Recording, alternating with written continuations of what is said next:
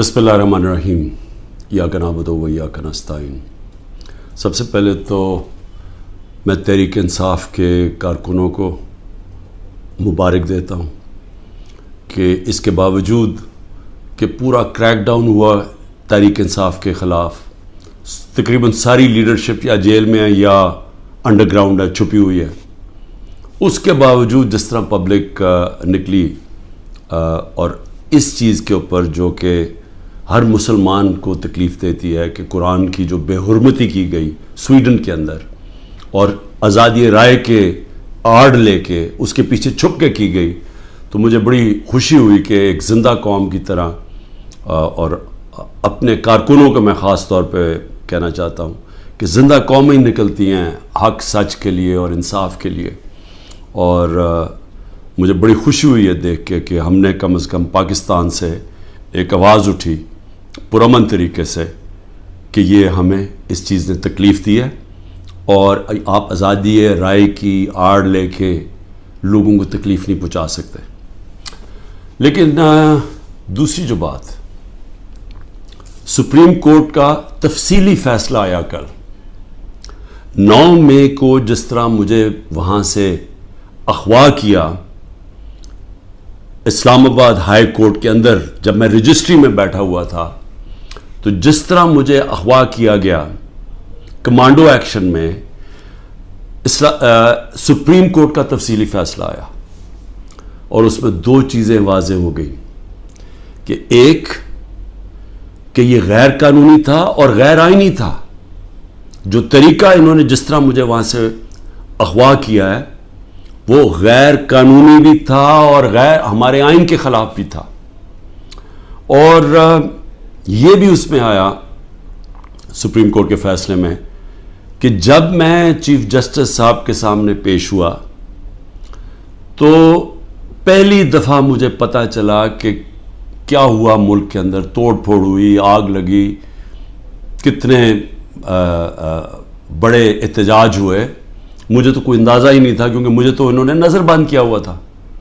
तो ये भी चीज़ वाज़ेह हो गई क्योंकि मेरे ऊपर केसेस पे केसेस किए जा रहे हैं, पता नहीं कितने 30-40 केस कर चुके हैं अब तक, कि ये मेरी ईमा पे सब कुछ हुआ है, ये जो तोड़ फोड़ हुई है, ये जो जलाया गया और जो एहतजाज हुए। तो मैं आज ये सबसे पहले कहना चाहता हूँ कि अब अगर जो मुल्क की सबसे बड़ी अदालत का फ़ैसला आ गया है कि ये गैर आइनी और गैर कानूनी तौर पे मुझे वहाँ से जिस तरीके से मुझे वहाँ से पकड़ के लेके गए हैं, जिस तरीके से उन्होंने शीशे तोड़े रजिस्ट्री ऑफिस के, वहाँ के स्टाफ को डंडे मारे, उनकी कंप्यूटर और इक्विपमेंट को तोड़ा, मेरे लोगों को जो गार्ड्स थे उनको मारा, वकीलों को मारा, मुझे सर पे डंडा लगा, और फिर जिस तरह एक दहशतगर्द और मुजरिम की तरह वो जो कि मुल्क की सबसे बड़ी पार्टी का सरबराह है, सारी दुनिया ने वो फिर देखा जिस तरह मुझे इन्होंने वहाँ से पकड़ के लेके गए। और फिर दुनिया में ख़बर क्या गई कि जी करप्शन के ऊपर इमरान खान को पकड़ा। वो आदमी जो इस मुल्क की तारीख का सबसे ज़्यादा पैसा इकट्ठा करता है खैराती प्रोजेक्ट्स के लिए, जिसको ये कौम सबसे ज़्यादा जिस पे एतमाद करती है अपने पैसे से, इससे बड़ा तो कोई एतमाद नहीं है कि जब लोग अपने पैसे से किसी को ट्रस्ट करते हैं कि उन्हें पता है कि उनका पैसा वो अमानतदार है, जिसको सुप्रीम कोर्ट ने पहले सादिक और अमीन भी कहा है, जिसने सारे पाकिस्तान के अवार्ड्स जीते हुए हैं, जो 50 साल से सारी दुनिया के अंदर पाकिस्तानी को दुनिया जानती है और जिसने अपनी तरफ से क्रिकेट के अंदर पाकिस्तान का नाम रोशन किया। तो मेरा सबसे पहला सवाल ये है कि इसका कौन जिम्मेदार है? क्या इंटीरियर मिनिस्ट्री जिम्मेदारी उठाएगी इसकी? कोई इसको जिम्मेदार ठहराएगा? और क्या नैब चेयरमैन इसकी जिम्मेदारी लेगा जो हुआ मेरे साथ? और मैं अब इससे आगे चलता हूं। जब मुझे ये जिस तरह उठाया गया और अब साबित हो गया कि ये इस मुल्क के आइन और कानून के ख़िलाफ़ था, تو کیا ہماری پارٹی کو یہ حق نہیں تھا پرامن احتجاج کرنے کا؟ اب تو اگر ثابت ہو گیا نا کہ یہ قانون توڑ کے مجھے وہاں سے اغوا کیا گیا اور جس طرح مجھے ذلیل کیا گیا، تو کیا ایک ملک کی سب سے بڑی پارٹی کے سربراہ کو جب اس طرح اسے کیا جائے تو کیا اس کی پارٹی کو حق نہیں تھا پرامن احتجاج کرنے کا؟ اور یہ میں پھر واضح کر دوں، آئین ہمیں کہیں جگہ پہ روکتا نہیں ہے پرامن احتجاج سے، کہ جی کنٹونمنٹ میں احتجاج ہو یا جہاں بھی ہو، ہم کہیں بھی احتجاج کر سکتے ہیں۔ یہ ہمیں آئین ہمیں حق دیتا ہے، ہمیں توڑ پھوڑ کا حق نہیں دیتا، ہمیں جلانے کا حق نہیں دیتا، اور وہ سارے ہم سب اس کی مذمت کرتے ہیں۔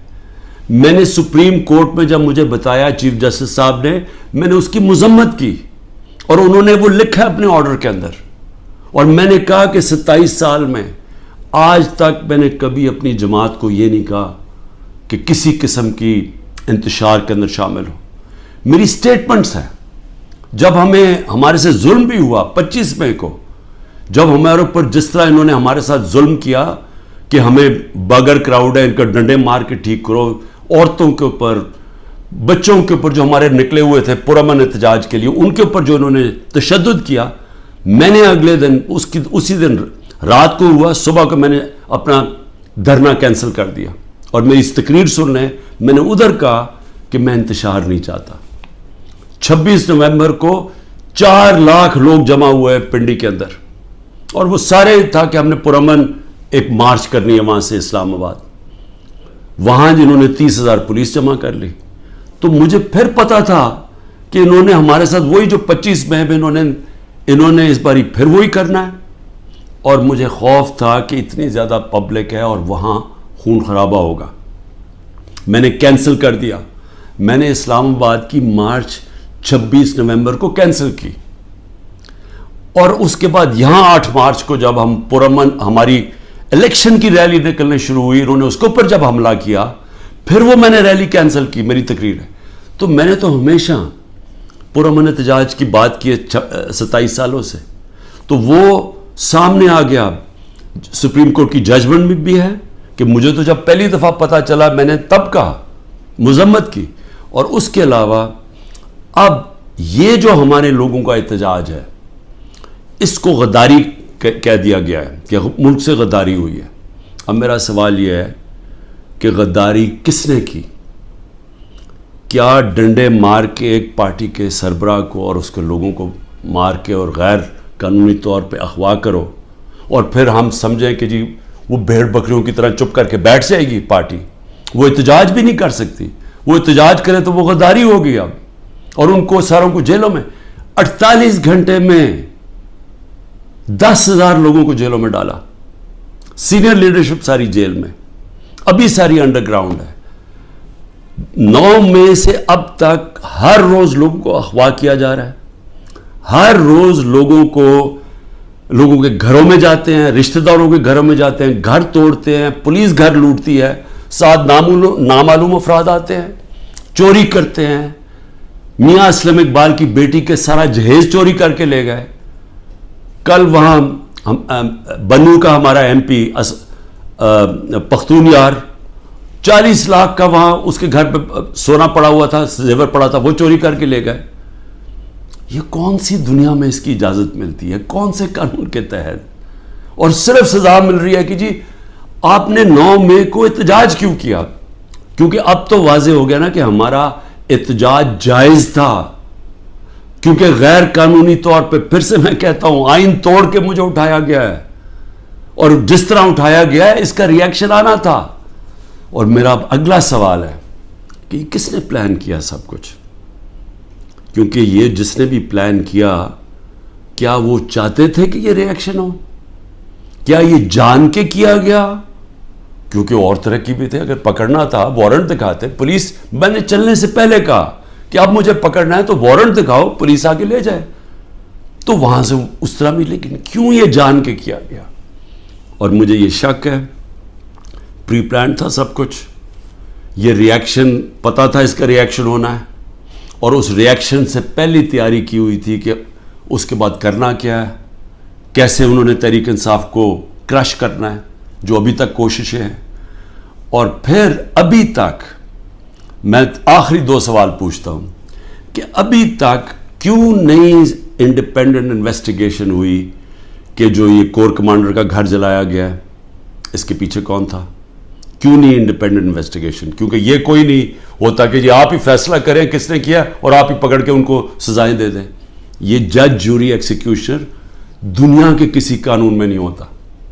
تو کوئی انڈیپینڈنٹ انویسٹیگیشن نہیں ہوئی. ہم ڈیمانڈ کرتے ہیں انڈیپینڈنٹ انویسٹیگیشن ہو. انشاءاللہ ہم ثبوت دیں گے کہ اس کے اندر لوگ گھسائے ہوئے تھے، ایمبیڈ کیے ہوئے تھے لوگ. جس طرح میرے گھر کے باہر پلان بنا ہوا تھا کہ انہوں نے پولیس کے دونوں اسلام آباد آئی جی نے لوگ تیار کیے ہوئے تھے، پولیس والے چند تھے، یہاں لاہور کے آئی جی نے پلان کیا ہوا تھا اور انہوں نے مل کے یہاں سے گولی چلانی تھی پولیس کے اوپر، انہوں نے پھر پورا اٹیک کرنا تھا واپس. یہ سارا پلان بنا ہوا تھا جو میں نے 22 مارچ کو پبلک کو پہلے بتا دیا. تو یہ بھی ایمبیڈ کیے ہوئے تھے، لوگوں کو اندر گھسایا ہوا تھا ہمارے، کیونکہ ہر جگہ سے، کیونکہ میں نے جب بعد میں پوچھتا گیا کہ یہ ہوا کیا ہے، ہر جگہ سے ایک آئی کہ جی لوگ تھے، کئی لوگ اندر گھسے ہوئے تھے، وہ اشتعال دلوا رہے تھے لوگوں کو.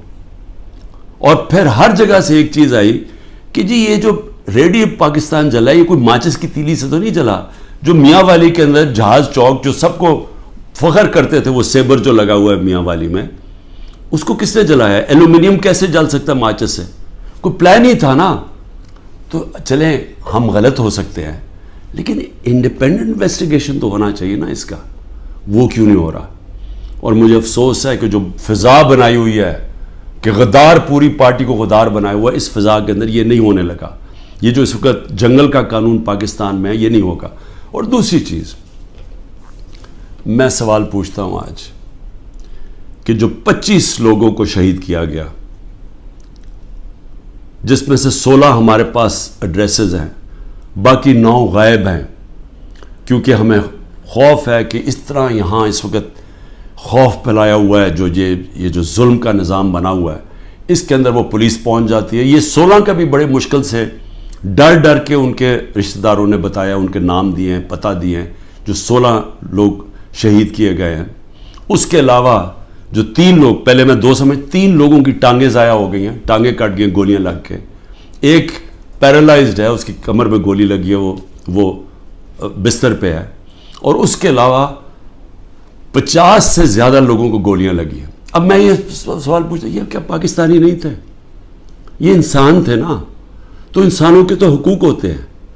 تو آج ابھی بھی اب ختم ہوا ہے فرانس میں، ایک 17 سال کے ٹین ایجر کو گولی ماری ہے پولیس نے، آگ لگ گئی، سارے 1000 سے زیادہ بلڈنگز اور گاڑیاں جل گئی فرانس میں، کیونکہ ایک انسان کی جان لی تھی فرانس کی پولیس نے. یہاں کوئی فکر ہی نہیں ہے، کوئی انویسٹیگیشن ہی نہیں ہے.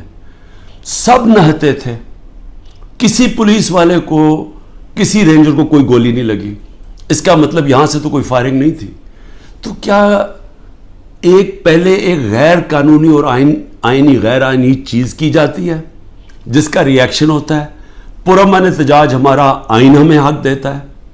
تو کیوں ان کو ابھی تک انویسٹیگیشن نہیں ہوئی کہ یہ جو لوگ بیچارے نوجوان تھے، ان کے ماں باپ تھے، بیوی بچے تھے، ان کو جو گولیاں ماری گئی، کوئی نہیں پوچھے گا.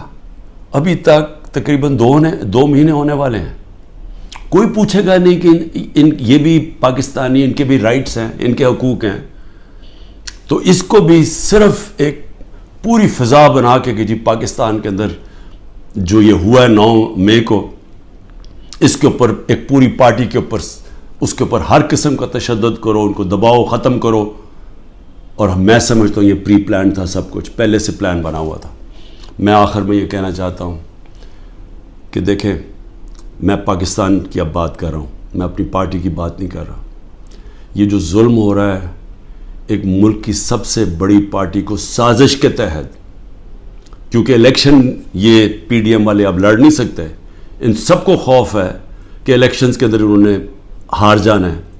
تو یہ پوری سازش کا حصہ بنے ہوئے ہیں اور اسٹیبلشمنٹ کے ساتھ جان کے اسٹیبلشمنٹ کو ہمارے خلاف اور کر رہے ہیں صرف اس لیے کہ یہ الیکشن میں پی ٹی آئی کو اسٹیبلشمنٹ ختم کرے پی ٹی آئی کو، تاکہ یہ چور پھر سے الیکشن جیت کے آ جائیں. اور ان کا کوئی انٹرسٹ نہیں ہے پاکستان میں. 14 مہینے میں انہوں نے پاکستان کو ادھر کھڑا کیا ہے کہ جو آج اگر کل ہم نے آئی ایم ایف کے ساتھ اس لیے ڈیفالٹ سے بچانے کے لیے اپنے ملک کو تباہی سے بچانے کے لیے، حالانکہ ہمارے پر ہر قسم کا ظلم ہو رہا ہے، ہم نے اس کے باوجود ان کی سٹینڈ بائی ایگریمنٹ کے ساتھ اس لیے گئے ہیں کہ ہمارا ملک بچ جائے. ان کو کوئی فکر نہیں ہے کیونکہ ان کے سارے پیسے باہر پڑے ہیں.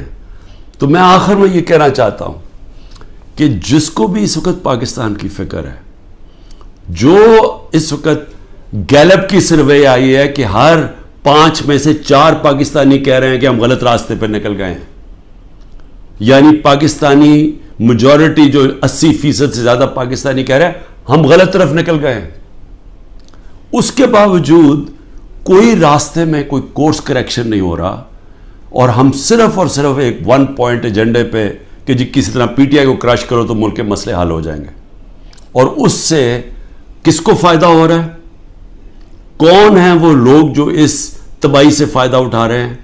وہ میں آپ کو یقین دلاتا ہوں کہ وہ پاکستان کی اکثریت نہیں ہے. یہ تھوڑے سے لوگ ہیں جو قبضہ کر کے بیٹھے ہوئے ہیں وسائل پہ، جو قانون کے اوپر بیٹھے ہوئے ہیں، اور وہ صرف اور صرف چاہتے ہیں کہ ہمارا یہ جو قبضہ یہ برقرار رہے، ملک جائے بہاڑ میں، کیونکہ ان کے پیسے باہر پڑے ہوئے ہیں. پاکستان زندہ باد.